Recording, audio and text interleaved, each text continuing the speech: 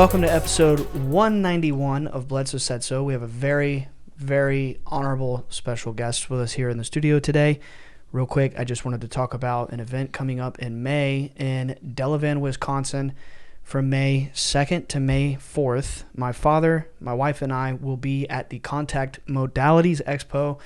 My dad will be the keynote speaker. It's going to be an awesome event. There's going to be like 3 conference rooms running simultaneously throughout the whole weekend with like all kinds of amazing, there's going to be like shamans, breath workers, yoga, crystal bowl therapists. It's going to be insane. And we're going to do a Skywatch Friday night. We're going to have a cocktail party on Saturday with a DJ. Everybody's going to be hanging out in a big luncheon. And it's really going to just be like a party, but consciousness themed. So anyway, hope to see you guys there. You can get your tickets at contactmodalitiesxpo.com. Now, the guest that we have in the studio today is incredible. I met her last year at the Monroe Institute. I hope this is okay that I introduce you as the CEO of the Monroe Institute. We have Allyn Evans. Welcome, Allyn. Hey. Thank you. Glad to be here. Yes, very like shocked that you were willing to do this. I mean, it's my pleasure. We are incredibly blessed. Honored. Thank you. Absolutely. Yeah, especially after just having a really, really cool experience just a couple months ago with the Ignacio. Oh, Creation Station. Yes, one of our programs. Yeah. It really was profound. So it's been in our heads. It's fresh in our heads a lot, so it's exciting. Very excited. That's the neat thing about it is that we want you to have the experience. So that's what we're doing. We're setting up experience for you, and that's the game changer. Yeah, it really is. It was profound. It was awesome. And we've been so busy. We still have yet to like dive deep into what happened and our personal experiences and stuff. But I mean, it truly was so profound and life-changing. And Ignacio's amazing. Yes. It was a blessing. Ignacio's a brother for sure. He's an amazing human being. I think we finally figured out what next week we're going to talk about it. Yeah. Oh, good. Yeah, like finally. On the show. Okay. Yeah, I'll watch that episode. Yeah. For sure. It was great. We did it back in December. Yeah. It's just been that busy. It really has. But I'm excited about that. It was amazing. It was transformative. And I think you know what that's like. Yes. Being the CEO of Monroe. So I'd love to get into that. I know you've told me this story twice. I know we talked about it over dinner. Jenny said, I know you're going to talk about it, but you told the story, but I would love to hear again in as much or as little detail as you like what was your journey becoming the CEO of Monroe? So in my late 20s, I got on this mission that I wanted to be more psychic. And after I got to graduate school in Lubbock, Texas, I started having these experiences, these introductions to this psychic world. And it made me curious, first of all, so I started reading a lot of books, pre-internet. So it was books, library books, and then there was a bookstore called the Odyssey Bookstore. Love that name. Had weird books in it. Yeah. Really strange books that I had never, ever been exposed to before, So once I got to Lubbock, Texas, my world was changed. And one of the first books I read was by Edgar Cayce. Right. The Sleeping Prophet. Awesome. We talk about him on the show. What got my attention was there was this man who could predict things, and it was verifiable.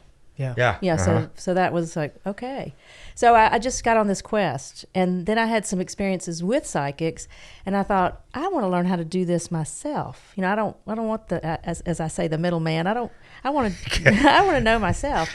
Because also that person, that psychic, is an interpreter sometimes.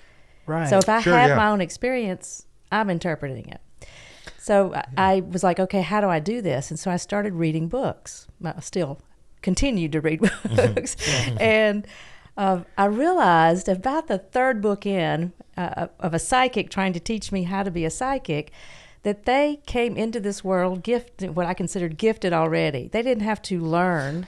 I mean, I was in my late 20s. Yeah. Oh, yeah. I wasn't psychic, know? Right. And so I knew I had to learn a different way. So then I was like, okay, I got to put a program together. And I also wanted to, once I do that, I can teach it to everybody. So then I, again, read books.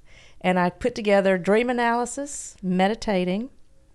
And I didn't really know what meditating was. I would read a book and try to do what they said. But it started working. Then as I was reading these books, there were authors who would mention the Monroe Institute. Yeah. And I'm like, ooh, where is this place? What's And this this is a place? mystery. But it was pre-internet again. So I didn't know much about it, where it was, how I was going to find it. And then I had a child.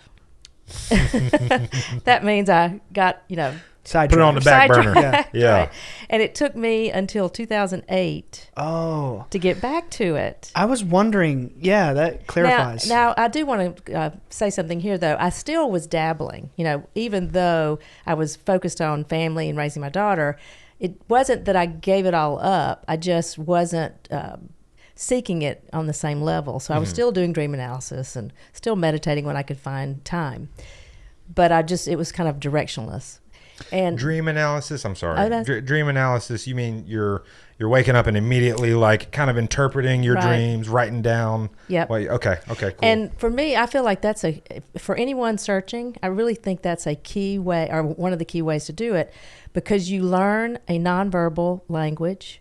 You also learn, and the way I look at it is, okay, if I I have a symbol of a rose in a dream, then because I've worked with this and made interpretations about different symbols, then I've got a communication system. So either my higher self or total self or guides can send me messages because they know what I think it will be. It took many years, for me to do that, but I always can figure things out now because I've created that language. Wow. That's a fascinating way to describe it. That's profound. Like your guides like know what you're looking for kind of thing, and so they can send you little like hints and stuff. Yeah. Wow. So just as an example, a simplistic example, Okay. and you've had this dream before where your teeth are falling out. I haven't, Oh, you but I've haven't? heard of this. But I have heard of this. Okay. I hate it. All right. So as I worked with it, I decided or figured out that meant, and I used the dream dictionaries, to get some of my information, but I would exclude the superstitions. So if it's like, if your teeth are falling out, financial doom ahead, Okay. I would just go, no, that's not what's happening here. Edgar Casey has a wonderful Dream dictionary. right? Yeah. I reference his a lot. Okay. Yeah. You want to be careful, your source, definitely. Yeah. But Yeah. I now forgot where I was. Your teeth are falling out. All You're right. working. Yeah. Oof. Okay. So your teeth are falling out. So I decided or determined that when I had that dream, that it meant I was giving away my personal power. Oh wow. So then I could go back to the day before or, a few days before to try to figure out when I did it. And then you learn. Interesting.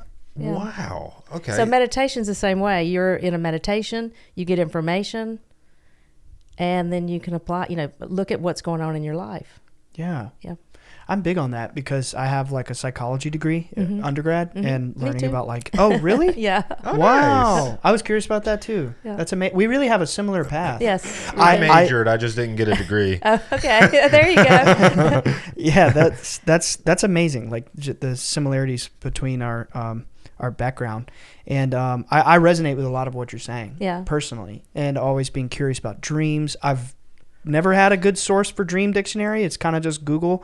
So I would Well, love. actually, I found that to be a good one now. Okay. But just because of all the information that's out there, it seems to pull the best definitions, but it didn't used to. But Right. now that's what I do. I just Google it. Yeah. Yeah. Interesting. Does Jung ring a bell? Carl Jung? Yes. Yeah. Yeah, like the Yeah. collective unconscious. Yep. That's kind of hitting on Oh, the yeah. same concept, right? Like Yep. the subconscious knows these archetypal symbols. So I guess that makes sense. Like your guides or your higher self or whoever is like, here's this symbol that you can interpret that has some sort of meaning that, so that's fascinating stuff. So anyway, I was doing all these things, read about the Institute, and then I got distracted. And then in 2008, November, I remember November 2008, my daughter and I went to the bookstore, and I just didn't have anything I was thinking about buying, so I just walked up and down an aisle, and I saw this book. And the book was The Journey of Robert Monroe. And I was like, this is it. And so of course. Because you've been hearing about him. Yes, and I'd been reading about it. So I had to, I bought it, of course. And I bought it, and I read it really quickly. And before I'd finished reading it, I had bought the entire Gateway series, the Gateway Wave series. Right. At the time, there were 6. Now there are 8. Discs, right? Series. So each series has 6, I think, 5 or 6 exercises. Oh, wow. Or nice. meditations. Nice. So I just blew through that. And the interesting thing is, I've talked to people over the years. Some people, you'll do it one of 2 ways. You'll either just go through it like I did, like I'll do this, then I'm going to do this, keep doing it, and I might make a note. I'll go back to that one. Or you want to master it. So you'll keep listening to the same exercise over and over and over until you feel like you're ready for the next one. So I was the first way. I just barreled right through it. Barreled right through it. I love that because I've heard from people at the Institute, I've heard both ways recommended, or people saying, like Ignacio, for example, he talks like the second path, like, master and then move. And then it's interesting to hear from you. Yeah. I'm more like you. I just want to blow through it. Yeah. So I blew through it. And before I was through, I was like, I have to go. I don't care how I go. I don't have the money. I don't care. And I had to figure out what to do with my young daughter, which I did. And then I was there by March. So read the book in November, 2008, there in March. Mm-hmm. Yeah, like 4 or 5 months. And the minute I walked into the place, and I think we've had this conversation before, I was overwhelmed by this feeling of you are home. Yeah. Oh, wow, that's beautiful. And I wasn't expecting it. I'm just showing up never nervous about what am I getting myself into. And that was like, it was washed over me. You are home. Yeah, you went by yourself. Yeah. Oh, my God. It is brave. You said it earlier. It is brave. I didn't know anybody to ask to go with me. It's still like, that can be kind of scary. You've never been to this place. You don't know exactly. You're reading about it. Yeah, and I actually this is funny.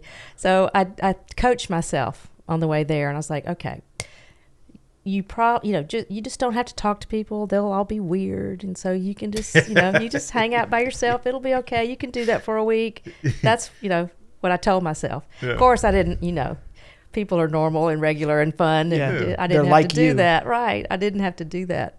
It was a great group of us that showed up. But so then back then, you said 2008, 2009? Mm-hmm. 2008 read the book. 2009 got there. It was just a gateway, or they had a few more programs. Is that what you're asking? Yeah. What kind of program? So it's our core programs that we still have, like Guidelines, Lifeline, Heartline. So they already had those programs going. Cool. Okay. But we've added a lot, since. Oh yeah, absolutely. Yeah, I'll be doing Guidelines in July. Yay. I'm very excited. I'm very excited. I have no idea what to expect, but I didn't for Gateway, and my expectations were far exceeded. Yeah. And I'm telling you, every thought that you're describing that you had, I had. I'm nervous. I'm not going to make friends, even though it's all content creators. Right. I'm like, I'm not going to make friends. I'm going to be the weird guy. And then I get there and I'm actually like the normal guy. Right. We're all normal. Right. And we're all cool and we're all friends. And well, the beauty of it is every program is different, but it's an interesting group that shows up. Mm-hmm. And it can be a 70-year-old there with a 20-something-year-old, and it just from all backgrounds. And it's wonderful because you meet people that you maybe haven't, the type of person maybe you haven't met before, but it's so supportive that it just works. Yeah. It just works. I think of Monroe just having been there once and then staying in contact, as you know, and yeah, we can't get rid of you. I don't think that'll be an easy task at this point, but just having been there myself, the feeling that I get is Monroe really is just like a great beacon that attracts people who are like you described, like I have been through, like these guys also, have felt at some point that like sometimes you're just in deep need of an experience of something other. Yeah. You know what I mean? Yeah. And I do feel like Monroe is that great place where people can go and they can have that real, genuine experience with the other. Right. But it's not weird. It's not scary. Right. It's actually pretty normal. Right. And maybe even a little scientific. Right. You know?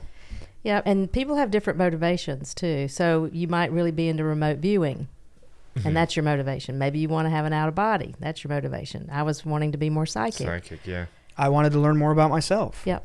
That's a really good motivation. And I did. That's a better motivation. I mean, it's the same thing, really. But that's what happens. Yeah. Yeah. And then it branches off into so many different subsects and like these real, like the Heartline and the Lifeline, and that stuff is so fascinating to me. I'd love to do one of those one day. That'd be really awesome.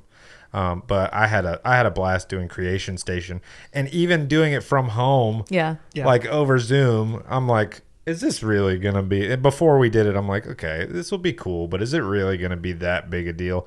Day one, we did it, and I was like, oh man, I don't know what I expected, but it's kind of blowing me away. Yeah. It was so awesome. So I just love what you guys do. It's really cool. It's really unique. And we said on the episode with what was his name?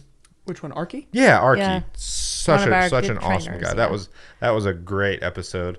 And we said it on the episode with him. It's like, this is the only thing of its kind. Yeah. Really.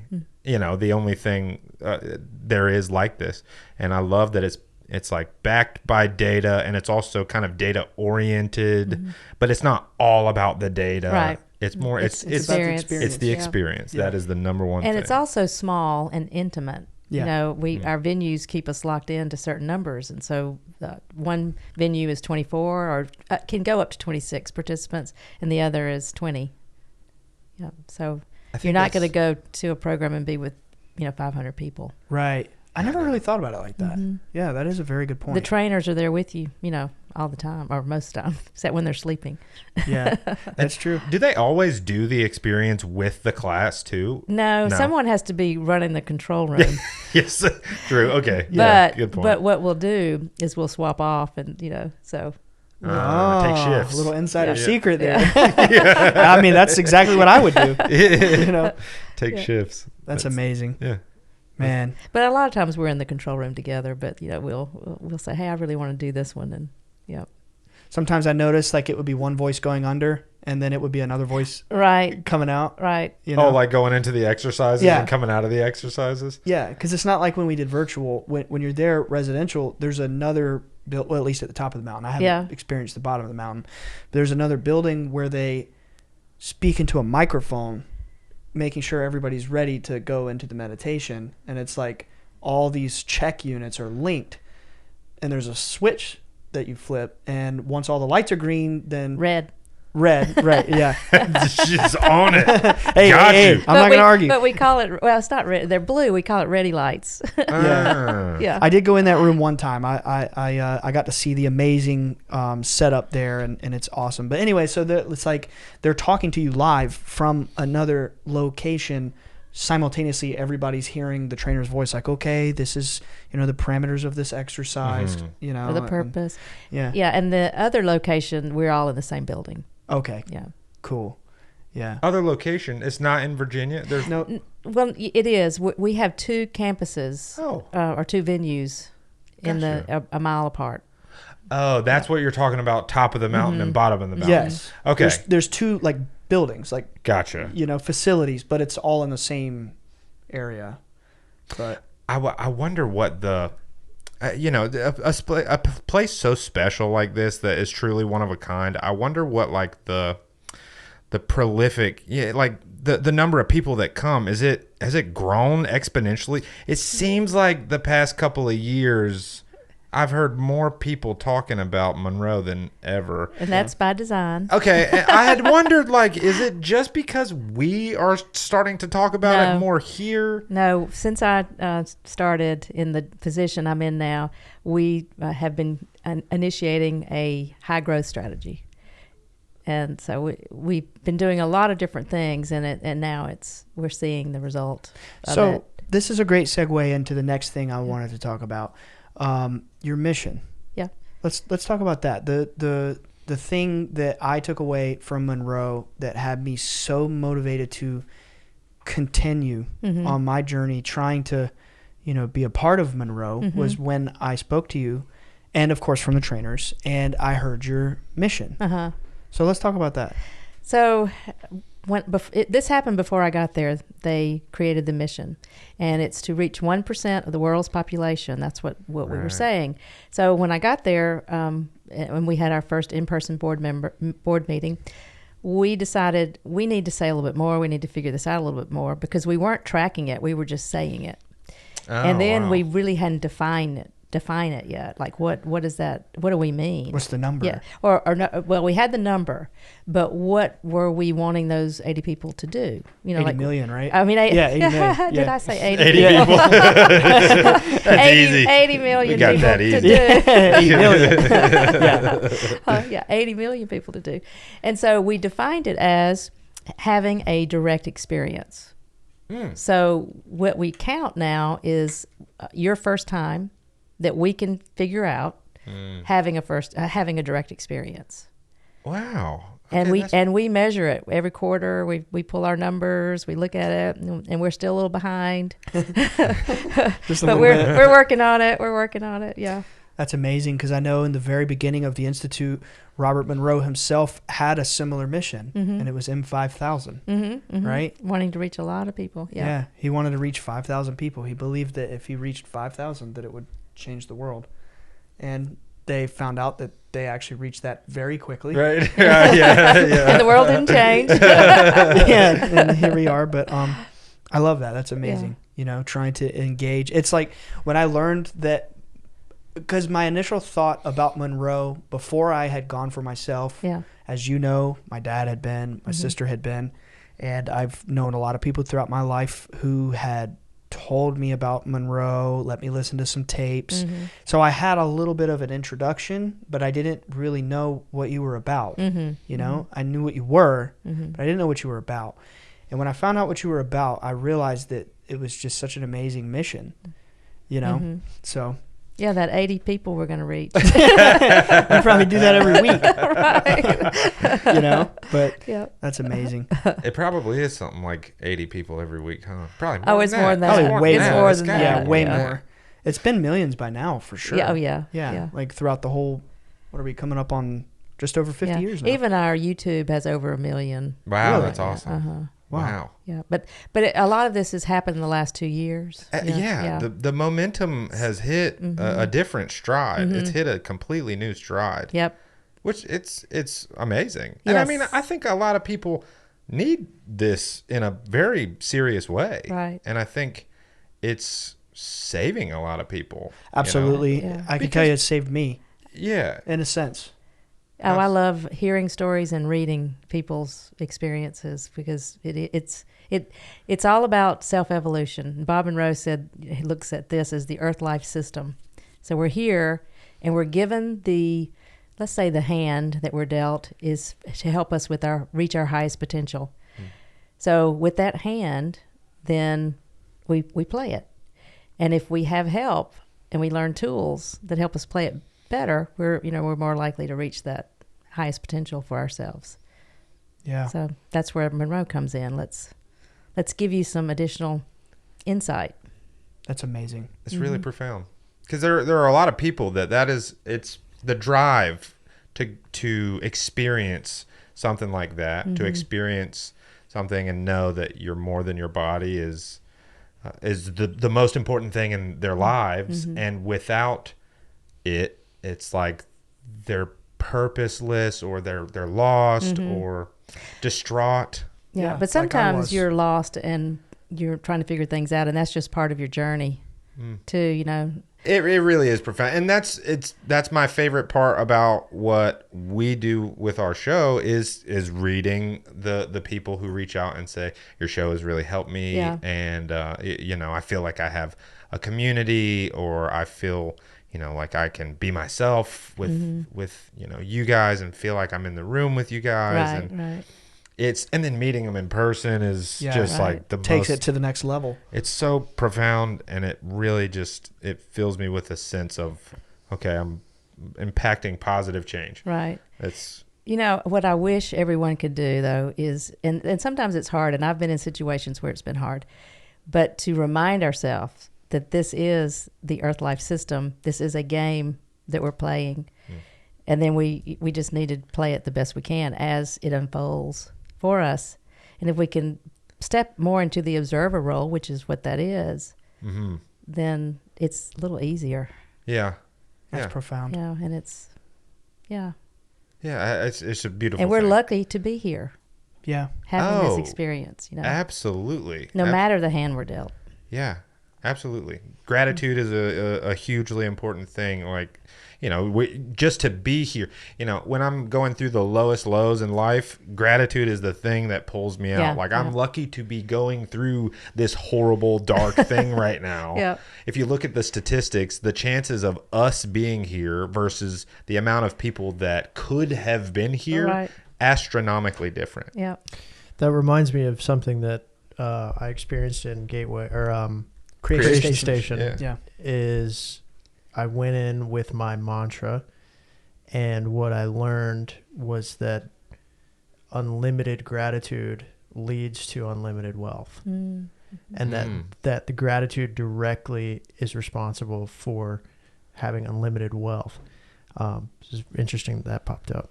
That's amazing. Two things to say about that. One, just the other day, my sister sent me a psychological study or some kind of study. I can't remember. And it's like proven that when you actively practice gratitude, that the parts of your brain that process anxiety are dampened. Like neurologically, just actively practicing gratitude. The same with meditation. Right. Oh yeah, absolutely.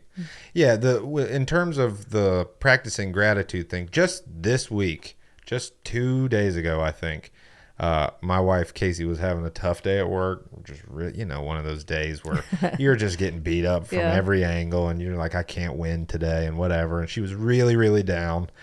And we eat lunch together every day because we work for the same company, so we go and have lunch together.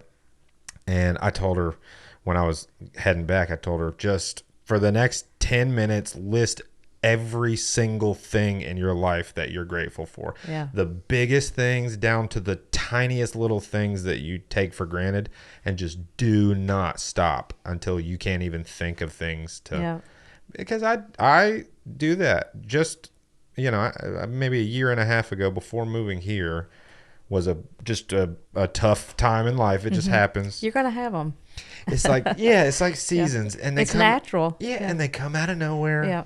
You're like, where in the world did this come from? And you're growing from it. Yeah. Absolutely. But the problem is some people aren't aware of that. Right. Some people think it's going to be this way forever, too. And they suffer. Yeah. And how fortunate I feel to know that it's just a temporary season. thing. Yes, it's seasonal. And like you said, I almost, when you're in it, it's, it feels horrible. But there's that little thought in the back of my head, like, I'm going to be better because of this. Yep.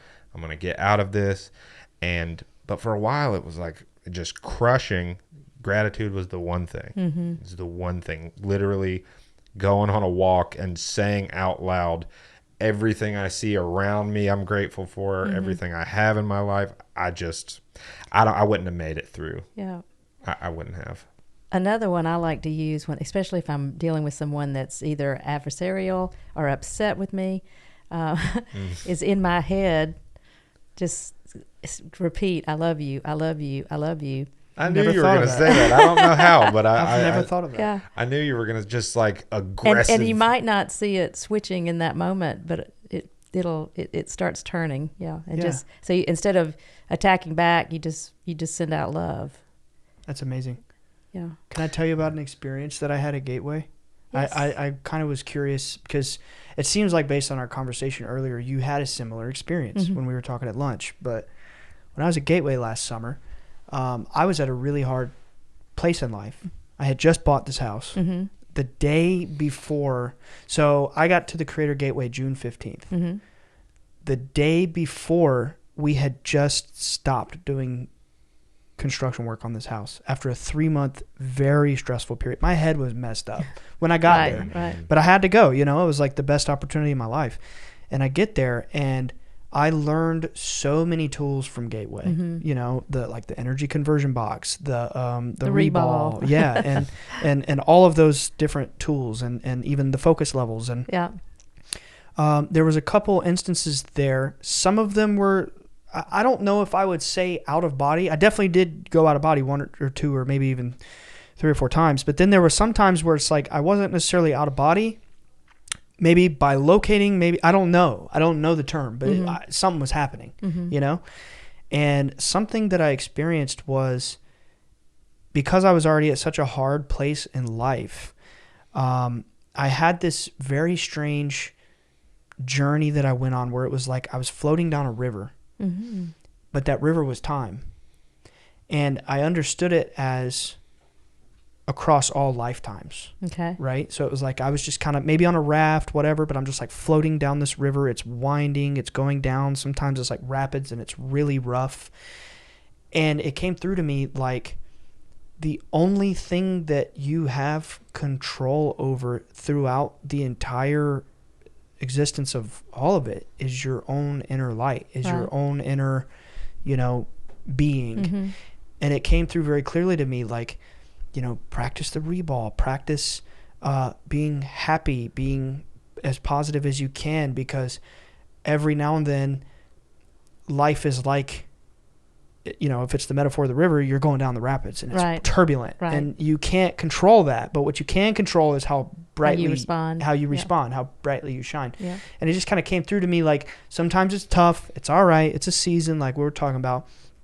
But with these tools, you can navigate these storms or these, you know, rocky roads or whatever. And that was really profound. And then there was a couple other things I experienced there that were very perspective altering. And I came home and I was just like, I mean, Alex would tell you, like I went very stressed, and then I got home and the first thing you said was, you were like, wow, you look different. Remember? You know what, I was all smiles. That's common. Yeah. It was life-changing for me. And I say it saved me. That's a little dramatic, but like I went to Gateway not having the tools to manage being, I guess you could say, like a person having psychic or supernatural experiences, living in a world that is very mundane. And the majority of people that you encounter, I'm sure you've experienced this, you know, being in your position, the majority of people you encounter, they want to suppress it. It scares them. Well, no, not the majority I meet anymore. Well, good. Yeah. But there was a time in my life by the Institute. That's true. Yeah, you are meeting like-minded people, and I wasn't. Right. You know, no, I've lived there too. Yeah, and then when I went to Monroe, I was normal. I was totally normal. Right. Nobody was fazed. By any of it, and it was amazing. And I was like, there are other people in the world like me, you know? And not only that, but like there's an actual school that is real, genuine, where you come to develop these things, you know? So and there's no dogma, you know, attached to it. So that's nice too. It's like we're not trying to change any beliefs at all. Oh yeah. I think that's one of the best things about it. It's like you don't there's nothing required. It's all about you having a personal experience and extrapolating the things and interpreting. Absolutely. Yes, absolutely.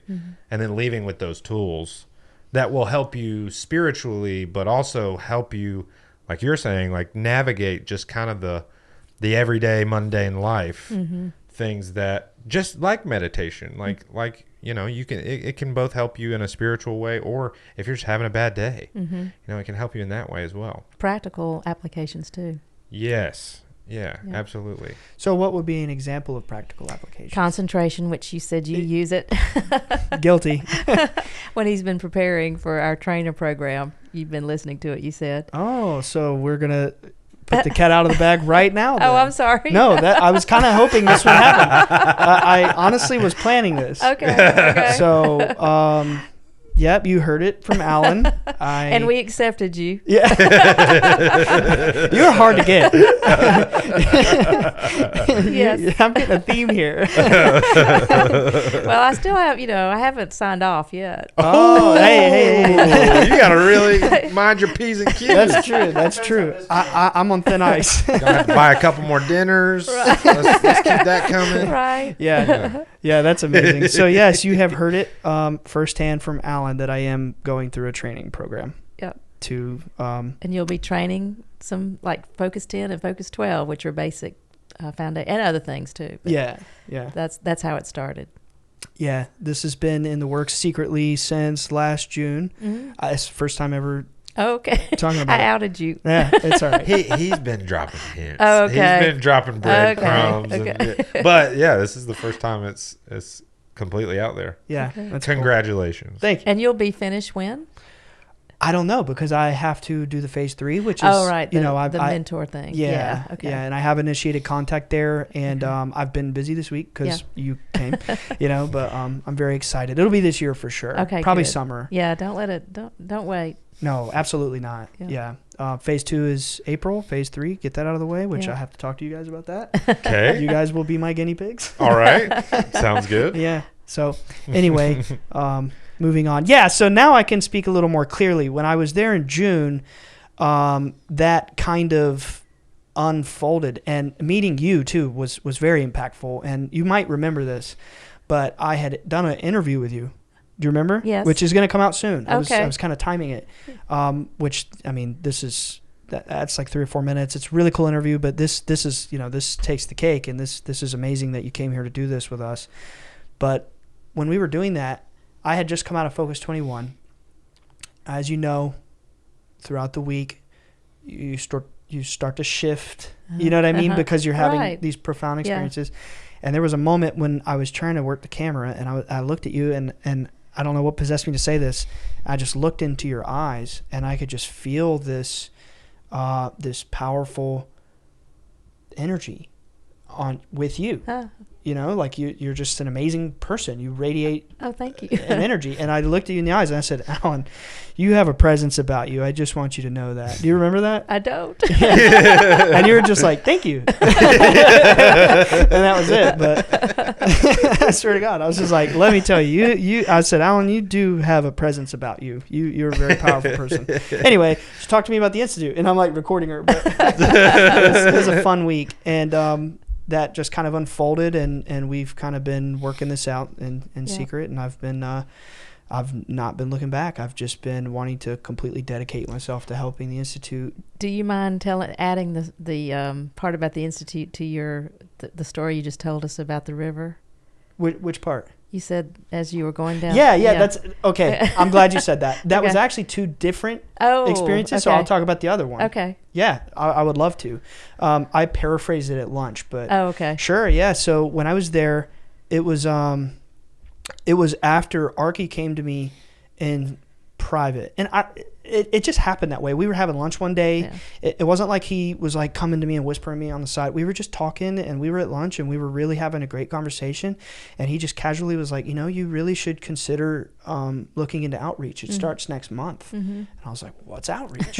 Right. Which is how Allyn started. Yeah. Oh, amazing. Yeah, I was going to ask. That's why in the beginning of the episode, I was like, we really have a similar path. I was going to ask. Yeah, okay. Yeah, we had the same. I promise I'm happy with the outreach thing, and you kind of the synergy of the platform here. And, I'm not like, I don't know. I'm just taking it one day at a time. I don't know what this path unfolds, but anyway. It'll be good. Yeah.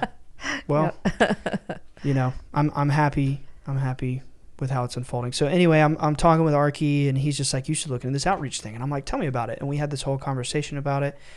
And he basically told me, he was like, look, normally you have to have X number of programs. Yeah. And that's why I'm doing the guidelines. It's like kind of rushing. Right, that's why I have to wait for phase 3, because I want to do that first. Okay. I think I had worked it out to where I had to do that, and then I'll do the phase 3, right? Okay, yeah. So anyway, Archie's explaining it to me. He's like, normally you got to have a program beyond Gateway, and then you go through, it's like school. Mm-hmm. It's like a year of school. I was like, Monroe University. That sounds enticing. You know, just like, that's cool. Or perhaps Monroe Institute. Of course. Yeah. You know, I my school was MU, and then for whatever reason I thought about Monsters University, and I was just like, Monroe University in my head. You know? In my head, I was like, you know, it's like people get PhDs. I'm going to the premier psychic institute of the world and getting certified to be a trainer. I'm like, wow, that's amazing. This is my real thoughts. You know, I'm like, this is actually amazing to think about. I'm like, wow, I actually am really interested in that, but I'm scared because I have such a busy life, and we have this thing going on, and I was like, would I really be cut out for this? I had that same question. Yeah. Right.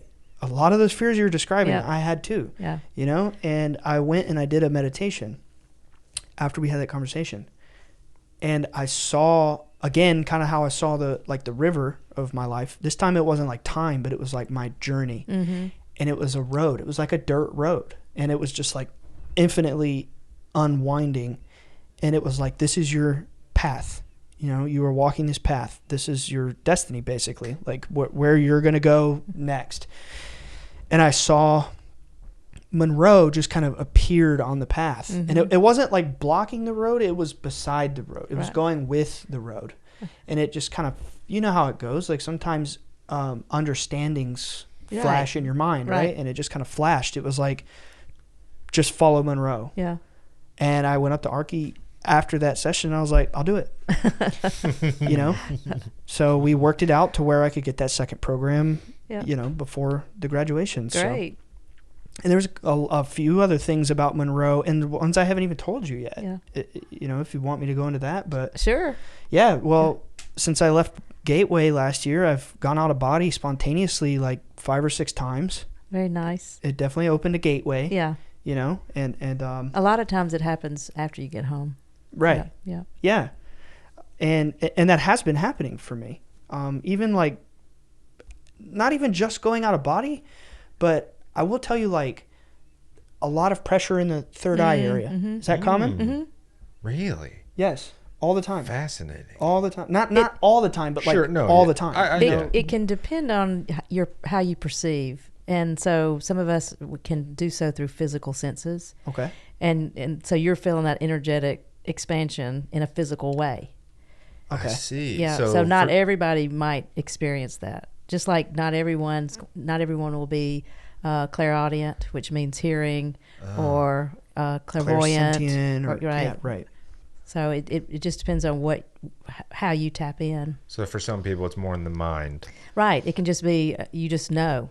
And that's psychic. You know, that is being intuitive, but a lot of people will dismiss that because it's not how they want it to be. That's been me. Yeah. Like I've always kind of felt like, I guess the term is clairsentient. Like sometimes these knowings just come to me. Yep. But I have always actively suppressed that. Right. And then I went to Monroe, and it was like that gateway was open where I came home, and it was like, okay, I can't suppress this anymore. Right. You know what I'm saying? Yeah. And anyway, so there's been 5 or 6 different occasions over the last just under a year now that I'm laying there. I'm like kind of trying to go to sleep, but like I explained to you, I'm hyperactive. So a lot of times I'm just laying in bed for an hour, you know, so I'm not asleep. Right. I know what it's like to fall asleep. Right. I don't just fall asleep. Right. You know what I mean? Yeah. I'm always the last one up. Yeah. So. Oh yeah. Oh my God. We'd have a bunch of people over staying the night. He'd be up till like 6 a.m. Oh. As a kid, you know? Yeah. Oh, like even as a toddler, I would resist going to sleep. Even just like a year ago when we were recording in the other apartment, if we'd have guests come or if like his siblings would be there staying, he's up until the last person drops. Always. I'd throw in the towel hours before then. I'm going to bed. So I say all that to say that I confidently know that I am not asleep when this is happening to me. You know what I mean? It's a real theme in my life. And there have been multiple occasions where I'm laying there and all of a sudden I'll feel this pressure in my like pineal gland. It's not painful, but it's like kind of like not a pulsing, but it's like just like a energy movement thing, you know? And sometimes it's like the first time it happened, it was like my mind, like if you close your eyes, you can still kind of see. You're not seeing with your eyes, but you can maybe see images in your head or whatever. I was closing my eyes, I'm laying there, and all of a sudden, it's like I was away from my body, and my vision in my mind kind of did this wiggle like a serpent and went through this almost like a portal. And it's like, next thing I knew, I was downstairs and I was looking at myself. But it's going to be a little weird, but it'll circle back. I'm sure she's used to. Yeah. So I'm looking at a lot of weird. Right. Yeah, you're the CEO of weird. There you go. Exactly. So I'm looking at myself, and as weird as this sounds, I look like what I thought at the time. I looked like kind of like the Joker. Okay. Like I had white face paint, these black marks on my face, and black long hair. And my first thought was, oh, it's a clown, kind of like the Joker. Mm-hmm. And that was in, I want to say probably like June. Okay. Or no, September. Because June I was at Gateway. Right. Then I went to Europe for a month, and then I got home. So it was probably more like August or September that happened to me. And I was like, whoa. And I saw a couple other things. Like I saw this stone statue that looked like some Hindu deity. Mm-hmm. And it had its tongue out, like making a really like a shocking face. Yeah. And I looked it up later, and it was something like Kali. Like, the Hindus believe that sometimes when you're going through like an ego death, or you're going through some sort of transformative experience, that sometimes the more shocking the image that you see, the more it serves to like reduce your ego. That's what I read. Okay. I don't have a particular thing with that image I saw, but it was a stone Hindu statue, and it was like shocking, and I was like, whoa.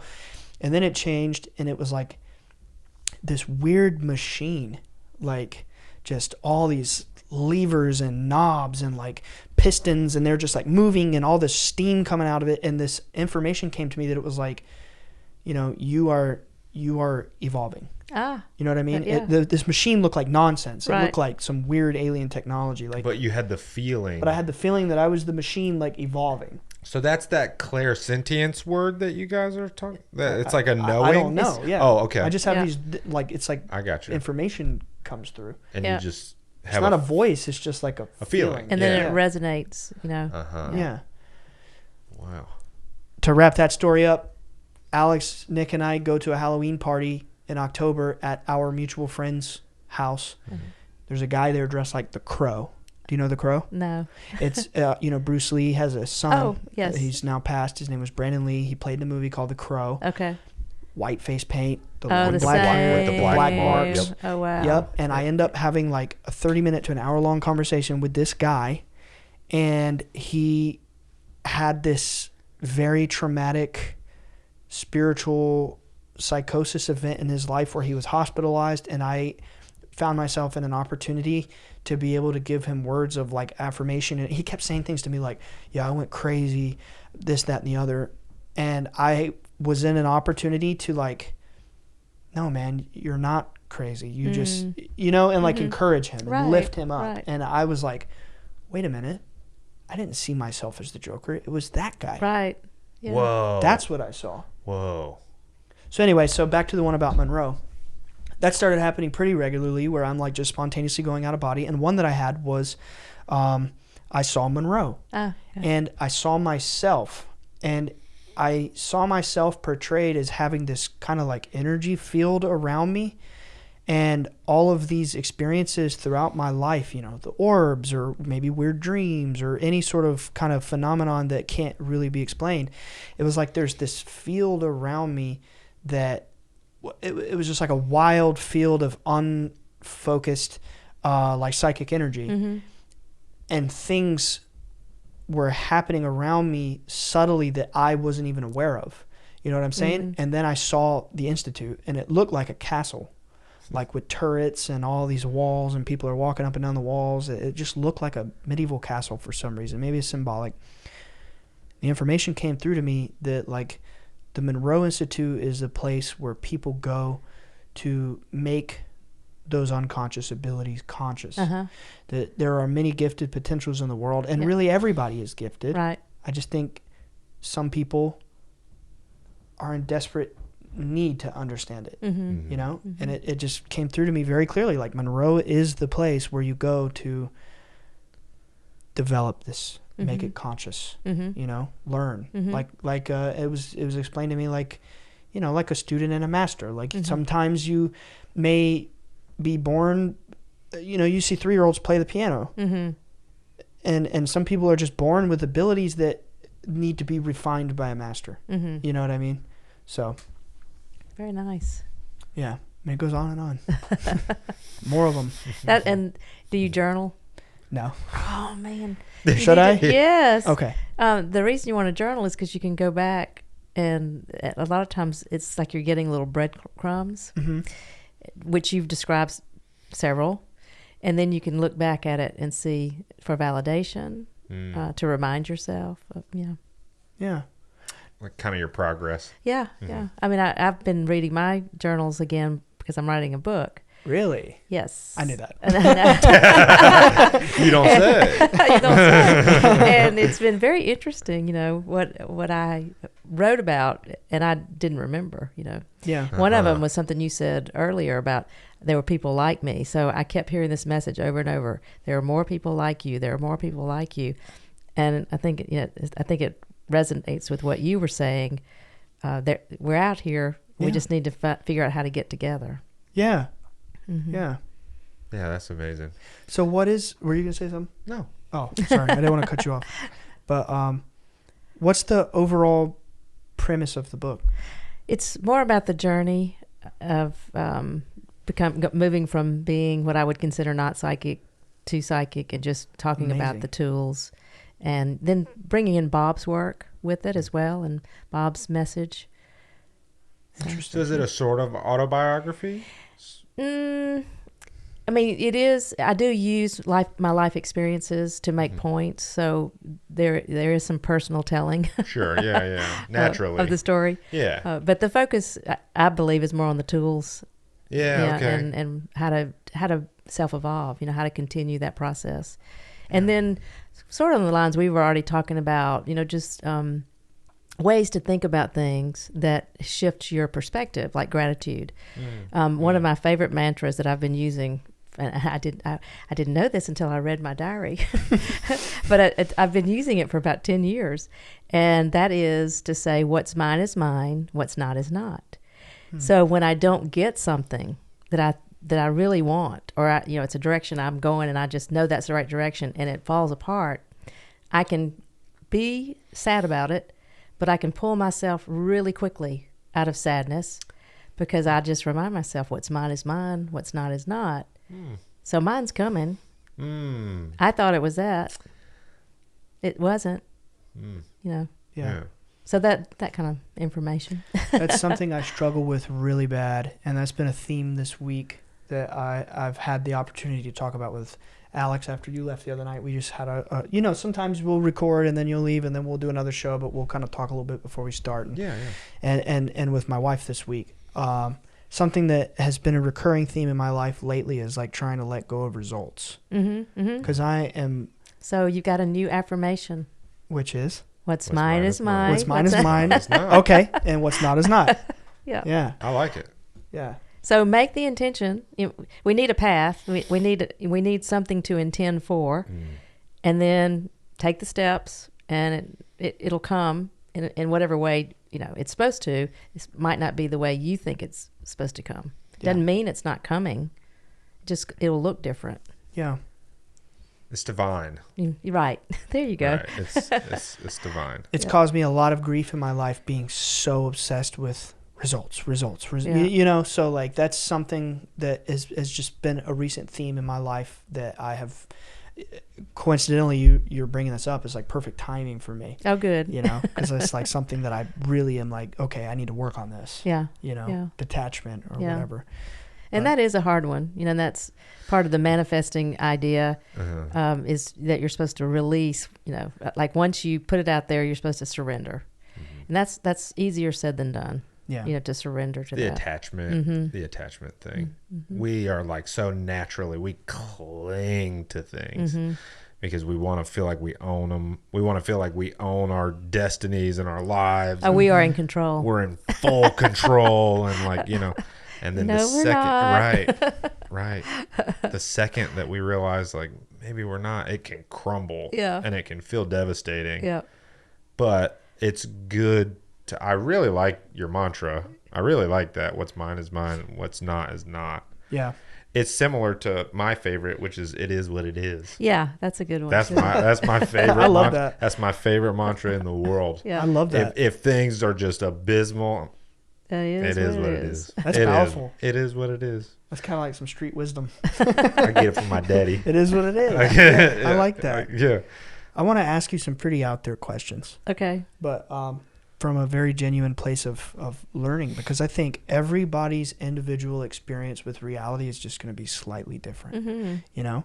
So I'm curious, like in all of your time being involved, I mean, even before Monroe, with you being interested in this kind of psychic body of knowledge. And, you know, we talked about this a little bit at lunch. I did have another out-of-body experience at Gateway where I know that Monroe is a place of non-dogma, and that's one of the best things about it. But I also understand that throughout time, there have been other things maybe that have a dogma, but still have, you know, maybe they have things that are true and things that are not true. Or they have a dogma because maybe it's some centuries old tradition. But anyway, my point is, it occurred to me in the out-of-body state, I found myself in like ancient Egypt. It's very, I talked about it on the 3-part Monroe series.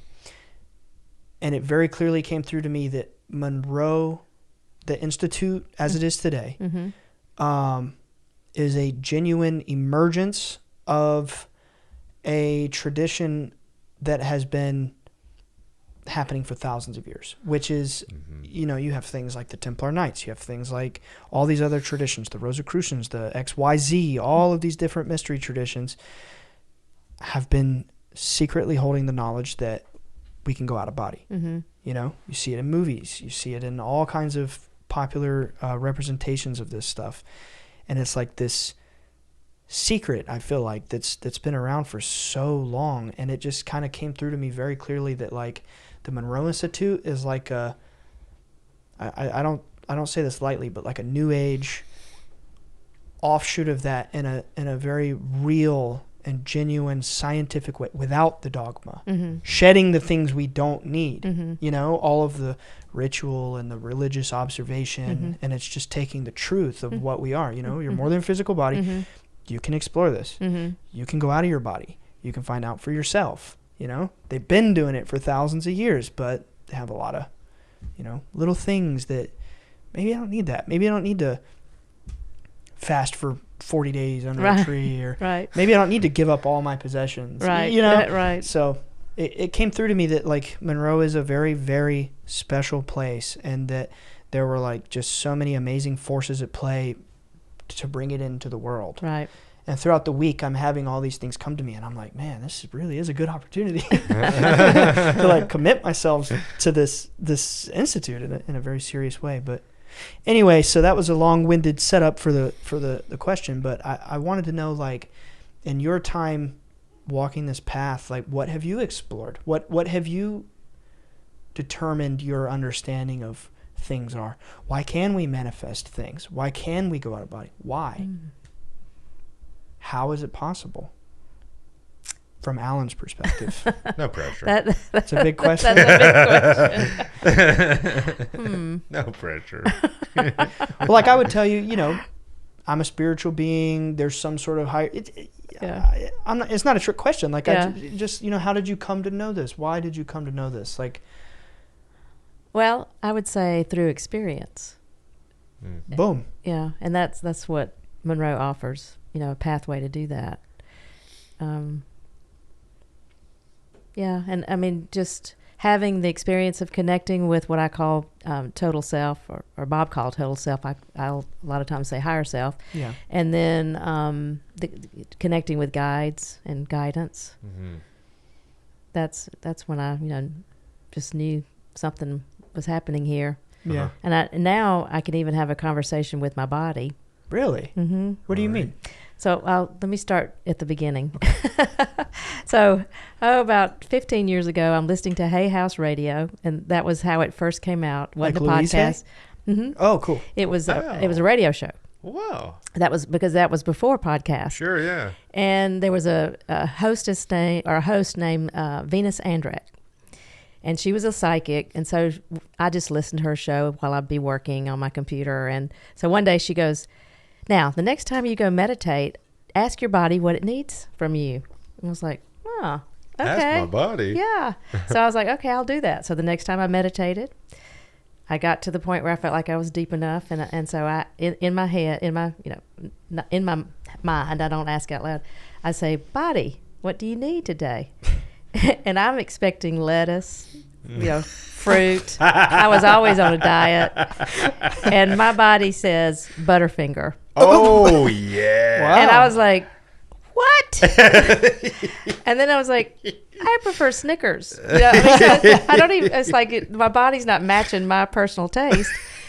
But then I decided, and I had talked myself into it. I did go get a Butterfinger. You did. Oh, wow. I did, because if the body, like I asked, Yeah. and if Who are you you to tell disagree? me, and then I'm not going to help you, get what you want. But interestingly enough, I haven't been asked to supply something like that. Again, it's been orange juice, turmeric, things like that. Yeah. Interesting. Yeah. Wow. So it was just that one time. And the turmeric, it was an interesting one because I didn't know the word.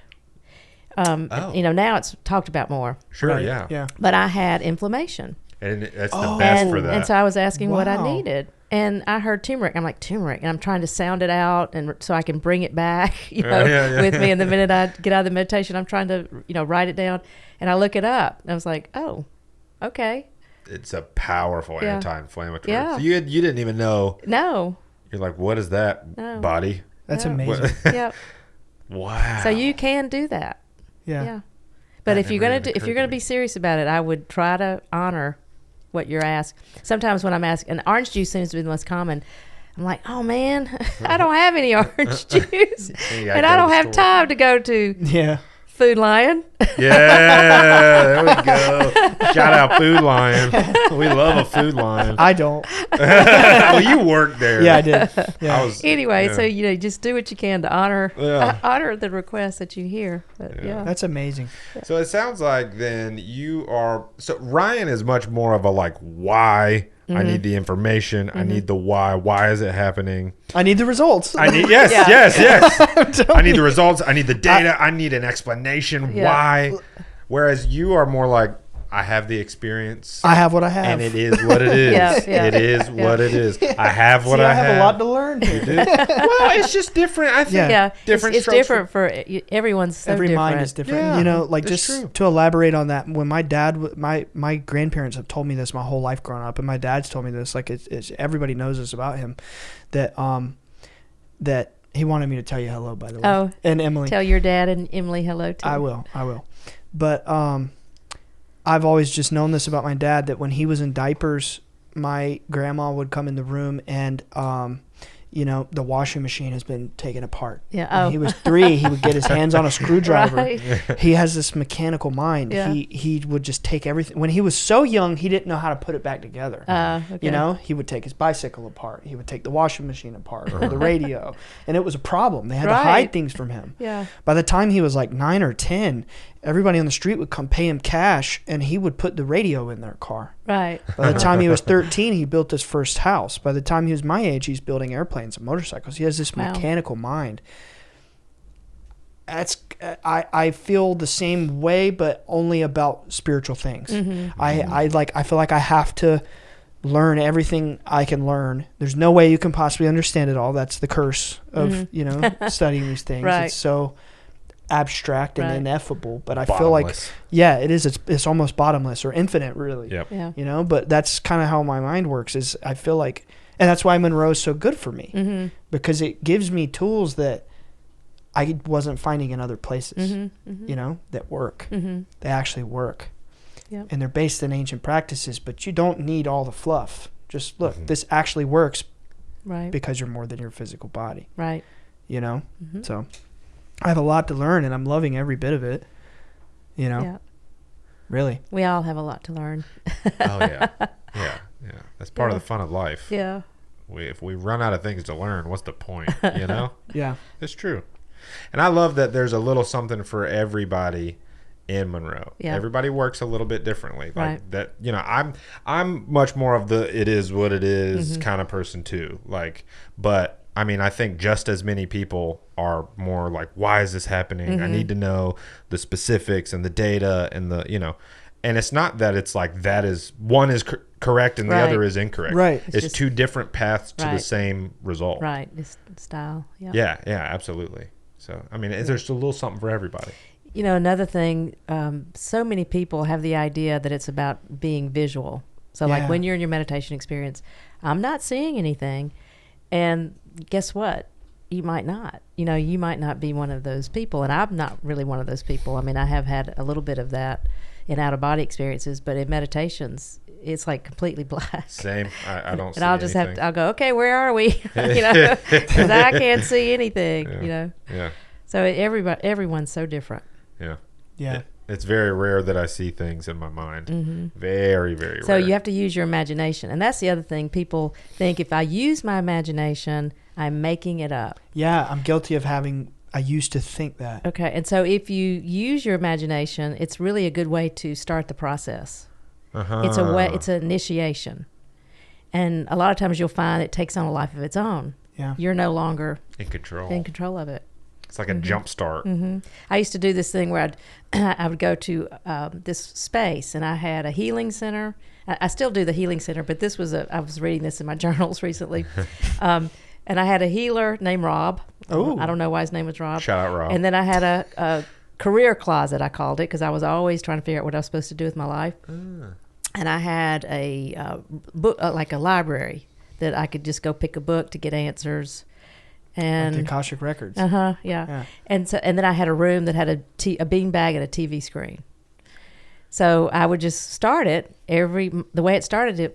I would go, "Hey, Rob," you know, and go in and have a healing session that I kind of directed. Yeah.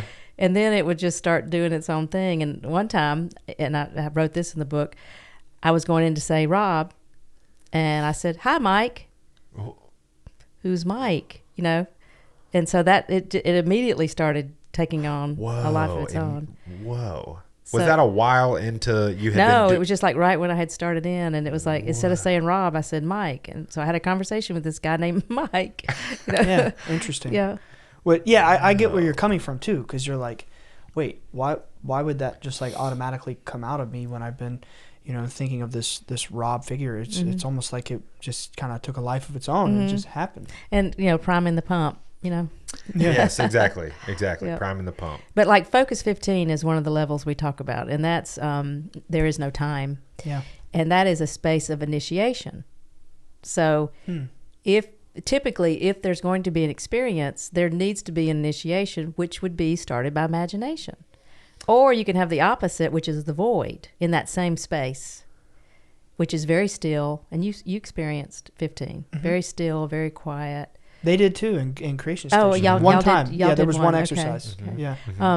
So, yeah. I think that was one of the only times I actually really did see something very vivid was when we did that. I don't remember if it was that practice or if it was. Did we do that on our last day? I think so. More than Then likely, because you would have done 10 and 12 first. Then I'm pretty sure that was the one. I'll need to look at my journal again, but Yeah. I'm pretty sure that was the one. I think it was Focus 15. See, I rarely We ever can ask Ignacio. like I wonder if I have this thing called aphantasia where you don't see anything when you close your eyes or when you imagine stuff. You just it's just nothing. But every now and then I can. So then you do. You don't have a condition. Right. Exactly. It's like every now and then something will peek through and I see something. Same with my dreams. Yeah. Usually don't dream. Every now and then I'll You have. do dream, you just don't remember it. Yeah. It's probably something Yeah. like that. Yeah. But every now and then I will. And then most of our things in Creation Station, it was like I'd have more feelings and thoughts than anything. Ideas. Yeah. Ideas. You know, it's interesting. I forgot where I was going with that because you said something that I was going to latch on to. It's my not seeing things in my mind and then not seeing things when I dream. Right. So, okay, I got it. So one of the things about using your other senses besides being visual. Yeah. And I was really frustrated. I wanted to be visual because that's where people are seeing the movies, and they can explain it all to you. And then it dawned on me one time that the way I was perceiving or receiving information, I didn't have to interpret as much. Because if it's just a visual movie in front of you or like a symbol coming at you, you have to interpret it. Yeah. If you're hearing a sentence, You got it. yeah. Yeah. Interesting. Yeah. So I have learned that for me, it's better not to be visual. Right. Yeah. Yeah. It's just like straight to the core of the message. Yep. It's different for everybody. Yep. It's different for everybody. Yeah, that's a good way to look at it. That's a positive outlook. Because sometimes it's frustrating. Oh, I know. You know. Hey, I've been there. They I warn called us. it. Well, we call it focus envy. You know. Oh, really? Yeah. Yeah. We're learning all the insider Right. lingo. But I mean, my gateway was not exceptional. I mean, I knew something good was going on. I knew I needed to come back. You know, I had that very deep knowing. But there wasn't a whole bunch of, you know, there was nothing spectacular that happened. Yeah. And this was your very first experience going there. Yeah. You just And knew so it's, though. you know, like people think, okay, if I go there, I'm going to go out of body. Maybe, maybe not. Yeah. But that's not really what's happening there. Yeah. Yeah. That's just that's an experience you can have or possibly have. But even in Gateway, there's only one meditation or exercise that's focused on the out-of-body experience. That's not the purpose of that program. Yeah, and it's just like an intro. It's just like teaching you the tools and then I mean that's a great way to. So then what about like OBE? Would that be that is the intention. Okay. But what happens to people, they come to the program, and almost everyone you interview, because I was a trainer for OBE Spectrum, they would say, I want to have the classic experience. And the classic experience is vibrating, then knowing that you're coming out of your body, then going to the ceiling, looking down, seeing yourself. Maybe there's a silver cord. Most people don't do that. Yeah. So it becomes more about what I call projected consciousness. Okay. So you know you're in your check unit, but you also know, and some people might call that bilocation. But by the end of the week, people don't care if they've had a classical experience because it's about the outcome. How you got there, you learn is just not that important. Yeah. Yeah. Huh. Yeah. And that's true in my experience. Like I mean, I'm like positive I went out of body, but it was nothing like, you know, oh my gosh, look, there I am. It wasn't like that. It was just like 1 minute I'm there and then 1 minute I'm in ancient Egypt. So yeah, it's like one minute I'm you know in my body and 1 minute I'm not. And it's like maybe I'm in ancient Egypt or maybe I'm downstairs in my living room. Actually, you might find this interesting. At Gateway last year, I swear it was like the second to last night, I think.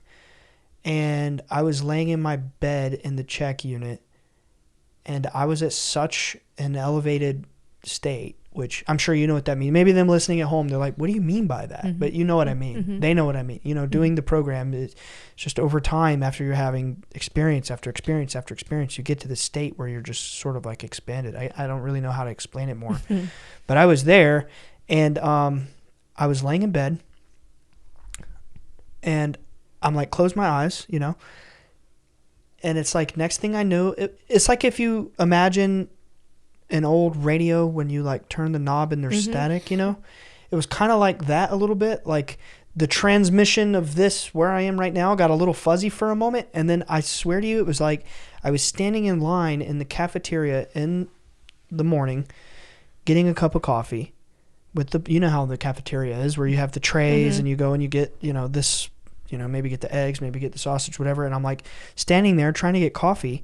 And I was like, wait a minute, I'm laying in bed. Oh, right. And then it was like, I'm back in bed. Right. You know, it was so weird. Yeah.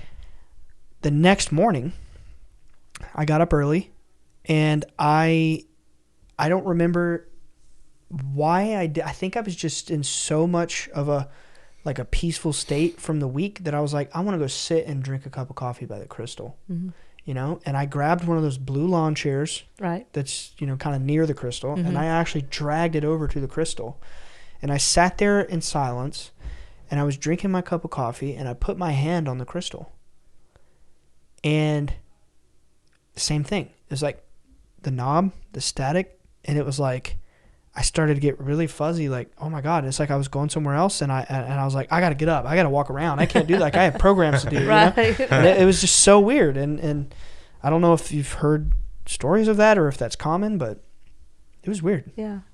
No, I've heard lots of stories. I'm sure you've heard I it haven't all. experienced that, where I was awake, and I'm sure there's a million things that people experience that are different from everyone, that are really kind of hard to pinpoint. Yeah. But interesting.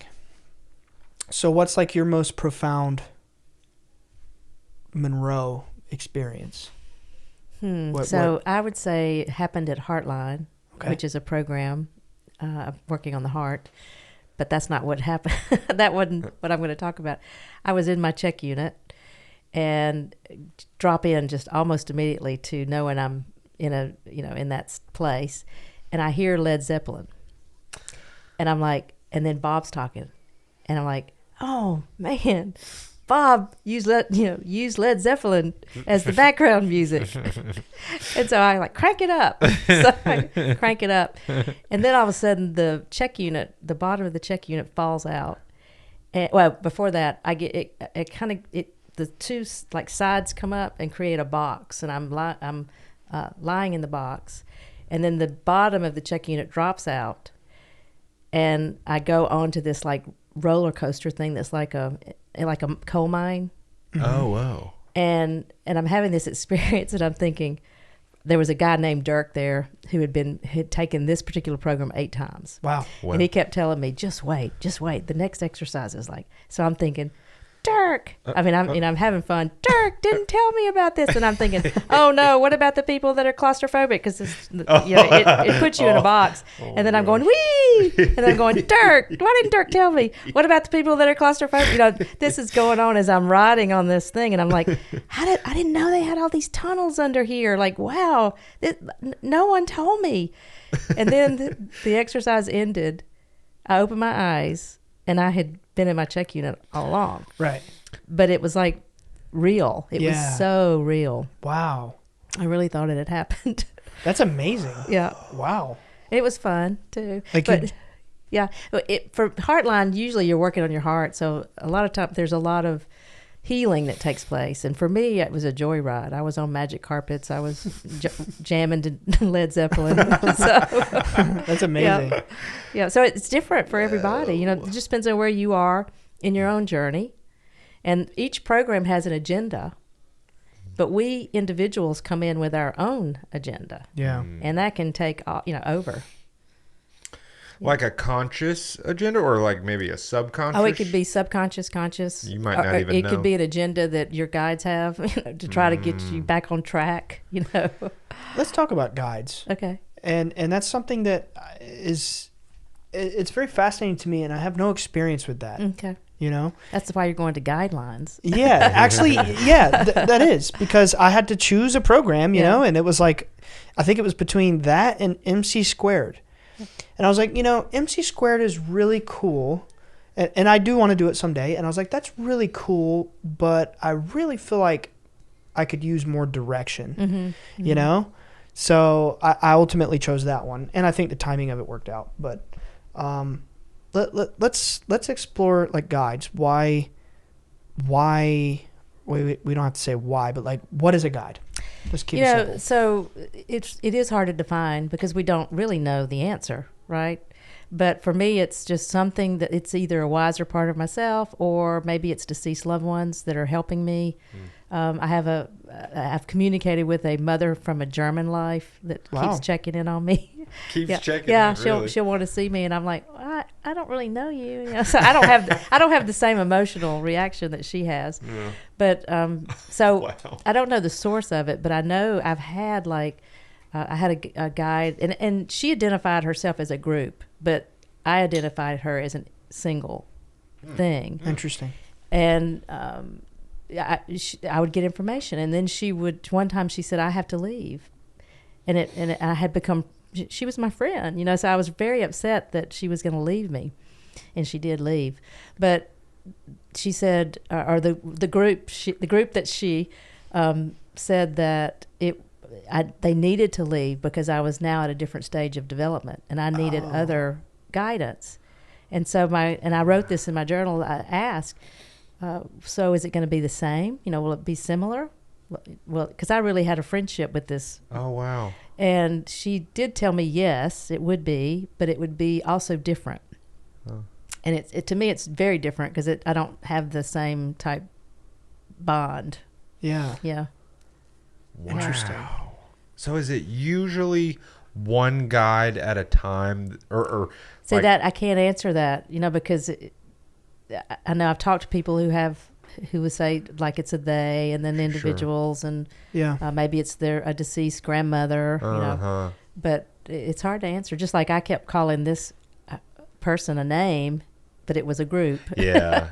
Yeah. So, and then the total self communication, that can be interesting too. So, I'm sorry, go ahead. That's like a higher version of yourself. Right. Higher self. Bob called it total self. That's why I tend to say that, but higher self. Yeah. That's fascinating as well. You're essentially, is it like sort of like the idealized version of your spirit, or? So one way to look at it would be you are, let's say your higher self is in the crow's nest. And you are the captain of your ship. So there's little self and big self. And so the higher self is seeing a much broader perspective. Oh. And the lower self is the one driving the boat that's getting information with our five senses, hopefully getting some sixth sense information because they're doing things like dream analysis and meditating, or just paying attention and being aware. And so that's how I would define it. So it is you, and I would say it's the self that's connected to your soul.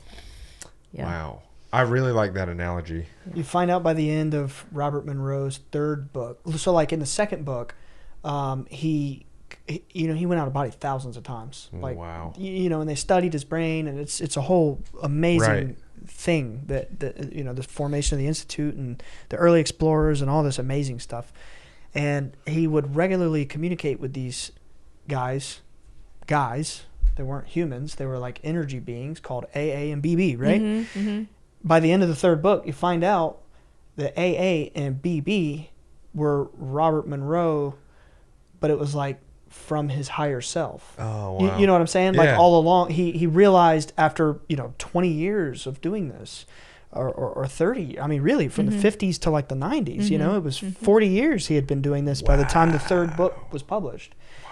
And because I think it was published in the 90s, if I remember correctly. I think you're right. And he realized after 40 years that these entities that he had been communicating were him. Mm-hmm. Yes, aspects of him. Wow. From some greater level of understanding than he could perceive, and they didn't even reveal it was him until he was ready for it to be revealed that it was parts of him. Wow. So that's a head scratcher. Mm-hmm. I'm like, dang, that was kind of a mind-blowing reveal. It's very fascinating to me. So big time. That's why you kind of have to, it's so abstract, right? At times, it's like you really, at least part of you just has to let go. Right. You just have to, and just like this material brain maybe can't fully wrap around what's happening, and that's okay. Right. As long as I'm having the experience and it's positive, that's all that matters. Yeah. And it might not be positive because you're working through things. I mean, Bob in his first book was running around screaming all the time. Pinching people. Right. Really? He actually did pinch a girl, when he was out of body. Well, yeah. I mean, it's shocking. It's got to be so shocking, especially because it just started happening to him, right? Yeah. He wasn't seeking it. Right. Well, and a lot of times, like I had written about a dream, OBE I had, and I realized after I was out of body, what I would call out of body, that there were these two men who I knew were up to no good in the room. Well, of course they weren't there. And I knew, I don't know why I've never been afraid of it, but I just knew that it was representing something for me that needed to be a shadow or something that I needed to personally pay attention to or work through. And so I just kicked them and left. You kicked them. That's how I feel about nightmares. Yeah. That it's some shadow part of me that's Yes. trying to tell me something. And it's not necessarily, a lot of people think of it, like you said earlier, like an omen or a superstition. And like, well, no, maybe it's more like a message. It's you working things out. Yeah. Yeah. And I love it when I have a nightmare and I become aware and I can like just turn the whole situation upside down. Like that wolf that's coming after me and about to, attack me. I can, take charge and turn it into a bunny. Yeah, right. Or kick it or whatever. You like to kick stuff, huh? I'm getting a theme here. You're kicking all sorts of entities out of your dreams and stuff. Yeah, she's a powerful lady. Right. Yeah. But if you really can look at it like that, and Luigi Scamarella is one of our trainers from the UK. He's a lucid dreaming expert. And one of the things he looks at or talks about with dreams is, so like when you dream about people in your dreams, and let's say you know them or you don't know them, typically about 85%, that was a figure that was given from a researcher, about 85% of those characters are parts of yourself. Interesting. That you are needing to, work through, do something with, address. Maybe it was something that happened during the day. And you'll start, and I have a parade of people that are regular characters, and I've interpreted and identified what they mean. So then they pop up in my dream. I have an easier way to deal with that. Lucid dreaming is still dealing with aspects of yourself. The OBE is when you step out of that. Yeah. So even when it's somebody in your dream that you know in real life, it's still an aspect of you. Interesting. That's what Martin Kelsley is the person that I followed and read about, and that was his theory about it, and it made sense to me, and I used it, and so I believe it because I've had the experience of working with my dreams. So the same, in my opinion, the same could be said about why we are psychic or why we are immortal beings of energy, you know, because it's almost like we're, if the character in your dream is an aspect of you, then certainly we must be an aspect of that source consciousness that's kind of like projecting us into existence. It's kind of the same thing in a sense. Yeah. Which I don't know. It's another head scratcher. Yeah. It is what it is. We don't know. We just don't know all the answers. Yeah, for sure. But that's something I like to think about. There has to be some reason, right? Yeah, and like with the nightmare thing, your mind, not just your brain, but your mind wouldn't just like want to scare you for no reason. It wouldn't want to just, I'm going to scare you and freak you out. It's like, it knows what it's doing. There's a mind-body relationship. It doesn't want to just like sabotage. So everything means something. I don't know, in my opinion. Well, and with dreams, lucid dreams, out-of-body experiences, you also you just need to remind yourself. Dreams are tricky though because you're not consciously aware typically when that nightmare is happening. But with the lucid dreaming and the OBE, you are. So you just remind yourself, hey, nothing can happen to me. They can't. That person that I'm seeing as scary can't do anything to me. Yeah. And then that's why it's nice if you can turn your dreams into, turn them around. Yeah. Right. I'm not really usually in that situation. One more thing that's sticking out to me that I think is kind of another important ask is like, since you've gone down your journey with Monroe, how has your daily life changed? Have you found that, the techniques that and I already kind of know the answer, but it's for them, right?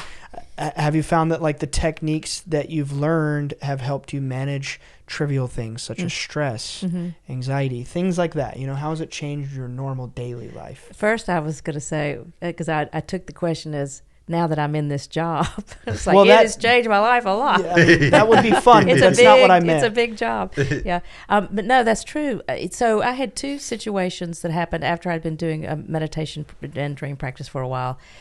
And I wrote about them in the book that made me realize that a big shift had occurred for me. Yeah.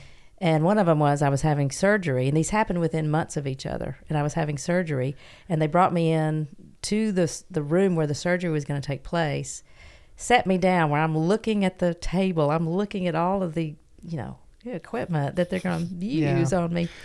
And the nurse starts taking my pulse, and she keeps hanging down there a little bit, and then she goes, "You are the calmest person that I have ever taken a pulse before surgery." Wow. And I used a sound technology support an operation thing, a surgery thing, to prepare for the surgery. Interesting. But I also know, because of what the next example I'm going to tell you, that it was just throughout me. Like it was a part of me now. And the other was I live in Oklahoma, and Oklahoma has a lot of tornadoes. Right. And this particular day, 30 tornadoes touched down in the state of Oklahoma. Oh my gosh. And I knew about it because it was on the news. And so I prepared the little interior room. You're supposed to go into a room that does not have an outside wall. Uh-huh. So we had one. It was a half bath. And I had 3 dogs and my daughter. And would grab supposed to always have pillows. And so I had the pillows and the radio, so I could, if the electricity went out. So we had a siren, and the person the voice would come over it. And the voice said, "Take cover immediately." I was like, okay. So I calmly get, everybody in the room, and we're sitting there listening. And all of a sudden, the broadcaster on the radio says, "The tornado is over Iba Drive and Loper Street." And I'm like, that's me. It's right above my head. Oh my gosh. And I was so calm. And I was just like, well, it's either going to touch down or it's going to keep going. It is what it is. Right. There you go. Hey, that's perfect for that. So, but again, it was just like, a totally different thing. Now, years later, I have now an Aura Ring, and it helps measure stress. Oh, there are a lot of smart devices. Yeah, I have one a Whoop. So it's interesting to me to look at my stress levels now, because I'll be like, things will be happening that are very stressful that I'm having to manage. And I'll look at the end of the day at my stress levels, and it's like 30 minutes maybe in the whole day, Wow. And And I joke about it. If I'd gotten this position 10 years ago, 20 years ago, I would probably be in a fetal position. Oh, just because it's such a big job. Yeah, I'm sure it's a lot to manage. Yeah. Well, and you're managing a hotel. Yeah. And you're managing an international operation. It's a lot. Yeah, millions Research, of people come through your doors. Yeah, technology. Yeah. That's amazing. It's impressive. You are impressive. You are amazing. Well, thank you. Just what an honor that you're here with us doing this. Absolutely. Thank you so much. Oh, thank you. I've enjoyed it. I'm glad. I got to touch sand today. Yeah. Yeah. Nice. I regretted not taking a selfie by the water. Oh. We'll have to get one in here for sure. Okay. But I really do regret that. There was a service truck in front of us, and she didn't have the proper shoes to step down in the sand, and we're walking away, and I was like, I should have got a selfie. It would have been nice, right? But the weather was nice today, too. Yeah, it was. I'm a beach girl. Yeah? Yeah. It was calling my name. Well, you got a free place to stay anytime. I will take you up on that. Yes. And I will be your way in Faber, Virginia soon. Good. And just thank you for coming and doing this. This is amazing. The Monroe Institute has changed my life. Mine too. For sure. I think a lot of people can say the same thing. Millions of people. For sure. And after going there myself and experiencing it for myself, at least as far as I'm concerned, I have dedicated my path going forward to make sure that one way or another I'm somehow doing something with Monroe, whether it's programs, whether it's becoming a trainer. I don't know. I just know that it's a good thing for me, and therefore it has to be a good thing for others too. So talk about it to as many people as I can, and very cool that you could have this conversation with us, and hopefully it impacts people out there. Yes, I hope so. So I'm sure it will. Yeah. I'm certain. Also, I have to say that I thought it would be really cool for the people out there in the world to see what an amazing person the CEO of the Monroe Institute is. Oh, so thank you. Thank you. And if there's any one more thing that you could, I like to ask the question, like, if there was something you wanted to get off your chest, if you're like imagining there's actually, a large number of people that you feel like you can make an impact on them with a message? What's that thing that you feel? It could be about Monroe. It could be about anything. Just what's something that you feel like, man, I wish people would take me seriously about this. You know what I mean? I said this to you earlier today. Start saying yes. You did say that. And, yeah. Yep. Start saying yes. And you can always say no. And I like to say I'll try anything once. Mm-hmm. But say yes even if it scares you. Yeah. And it's going to take you a lot more places. It's powerful. It is. That's something that I want to do a lot more of. I'll try anything once. And sometimes doing that you'll discover something about yourself you didn't know. Mm-hmm. Yeah. I love that. That's powerful. Yeah. Another one would be pay attention to the things that scare you. Because that probably means you need to get over them because it's important. It's important for your future or your, what you're going to be doing next. That's very powerful. Yeah. Like for me particularly right now, just it resonates with me. And, maybe if it scares you, kick them. I'm just kidding. Well, mine was public speaking. Oh, really? Scared me, yes. And I joined Toastmasters, which is a nonprofit organization that helps you learn how to improve and get over fears. Wow. Yep. You'd never know it. You'd never know that you were afraid. And then I of taught communication and public speaking on the university level. So I made myself get over it. Wow. Yeah. I said yes. I just kept doing it. Awesome. Well, thank you for coming in and doing this. And I said yes. Yes. Yes, you did. I'm honest. I was very shocked because not that, for any negative reason, I just thought you'd be too busy to drive out here. If you remember, I was like, I'll come out to you. Yeah. So when I had found out you were coming here, I was like, guys, we got a big one. You guys are gonna love her.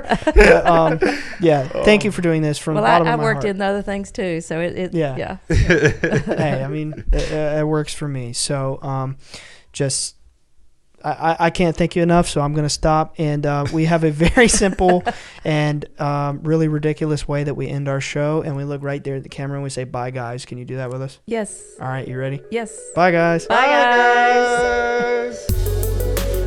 What up, homies? If you like the show and want more, check out patreon.com/Bledsoe said so. This will get you exclusive weekly bonus shows and access to our Discord community with hundreds of open-minded people just like you. If you want to represent the show, go to bledsoesaidso.com for merch. We have t-shirts, hats, hoodies, and more. For all future updates, follow us on Instagram at Bledsoe Said So. Same time next week.